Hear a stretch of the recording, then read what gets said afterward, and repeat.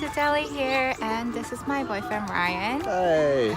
So today I'd like to interview him about his working experience in Japan because he's not Japanese, but he's actually working in Japan for almost 3 years. I assume that some of you are trying to work in Japan and want to know like how it's like to work in Japan. So I want to ask you about some tips or your experience. Is that okay? Sure. Okay, so let's get into the video. Okay, so can you tell us a little bit about yourself? I was born and raised in Hawaii.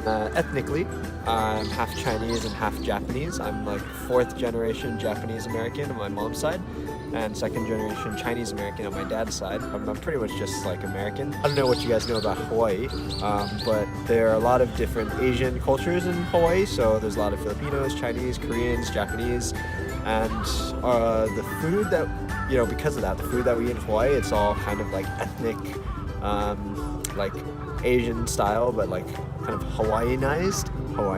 So I've kind of been eating, Japanese food all of my life, but kind of a certain version of it.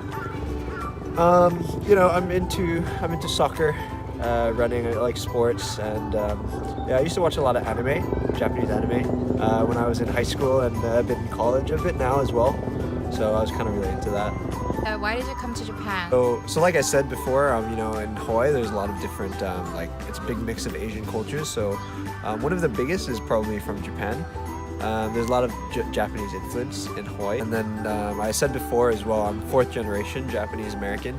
So I don't know so much about, I didn't know so much about, my Japanese side when I was growing up, because it was pretty much just like an American household. So I did want to come here and kind of like experience what my great grandparents were living in here.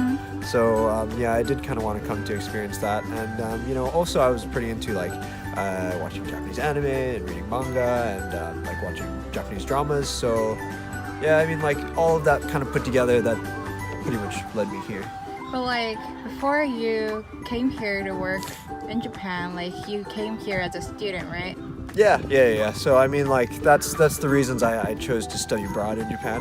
I mean, honestly speaking, like I was always gonna come here to study abroad while I was in college. I mean, I think I had that planned since like high school or something. So how did you come to Japan? I was just as I graduated from college, just before that I was looking for jobs like in the States, in California, and I was also looking for jobs in Japan.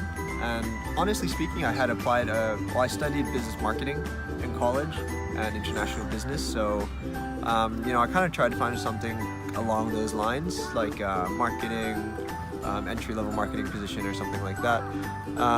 Honestly speaking, it was pretty hard to apply to those kinds of positions outside of Japan and without like a business level of Japanese.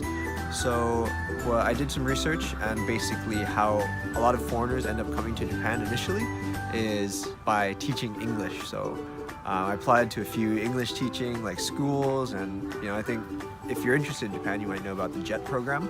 I didn't do JET. I taught at an Eikaiwa, which is like an English language school, and I got accepted to one, and they basically sponsored my visa, handled all of the processes, and they sponsored my visa for 3 years. So what are you doing now in Japan? I was teaching at that English language school for about a year, and then I really knew that I didn't want to just kind of teach English. That's not really what I'm into.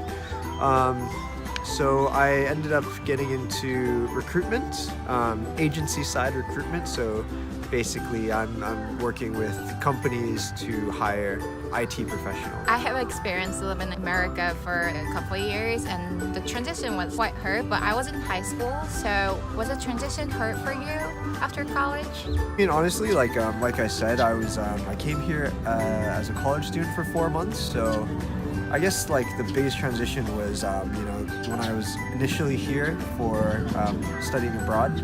And at that point, the transition was, honestly, it wasn't so difficult. There were a lot of things that were like very different, but I feel like Tokyo in itself is very convenient. And also, again, I did speak a bit of Japanese, so that definitely helped. But still, like, even if you didn't speak so much Japanese, it's so convenient here that, you know, learning the train system might be difficult, but there's an app for that, and there's an app for that, and it's all in English. So, you know, you'll find your way around, and you'll learn simple Japanese, like, can I have this, can I have that, thank you, like, excuse me, where's the restroom, right? I think like a lot of people are concerned about their language skills. So did you speak Japanese before you came here? Honestly speaking, I did speak Japanese before I came here. And that's not because like I spoke it at home or anything, because like I said, I'm 4th generation Japanese American. But I was, you know how in school, like in middle school, starting from 7th grade, in my school anyways, we had to take foreign language classes. So from 7th grade on, I took Japanese every year. So I had a pretty good baseline of Japanese. So this is my last question. So do you have any advice for people who want to come here? Yes, I do. Don't come. No, I'm just kidding. If you really know that you want to come here, then, you know, please do study the Japanese. Like, you don't need it all the time, but, you know, you're living in Japan, so it's going to be helpful. Second piece of advice, if you don't know you want to come here, but you think, you know, you want to try, like, I would say just do it. Because for me, I guess, like, timing was convenient. I just graduated from college, and I was thinking about what to do next. And I met you, so I mean, for me, the timing was very convenient. So it wasn't at like a point in my life where I'd already been working for a few years and I was like set in my job or anything. Like, it wasn't like that. So honestly, for me, it was not so difficult to come here. But I recognize for some people, you know, you've been working for a few years, and you know, you probably feel very comfortable where you're at. But you know, there's still this feeling of like, oh, should I try it? Like, I definitely recommend trying it. You know, it's a whole new experience. Like, for an American, right? Japan has like a totally different culture. Tokyo is super convenient. Like, it's fun. You can drink alcohol outside, so that's nice. There's no open container laws.